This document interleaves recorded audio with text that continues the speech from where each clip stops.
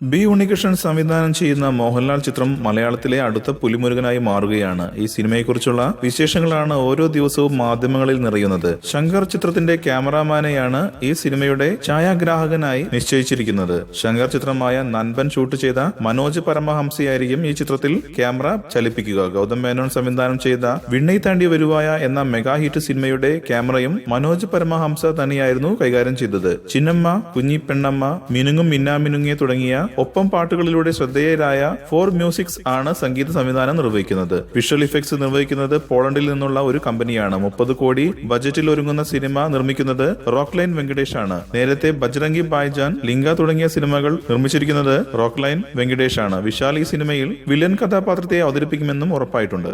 കൂടുതൽ സിനിമാ വാർത്തകൾക്കും വിശേഷങ്ങൾക്കും ഇപ്പോൾ തന്നെ സബ്സ്ക്രൈബ് ചെയ്യൂ മലയാളം ക്രിയേഷൻസ്.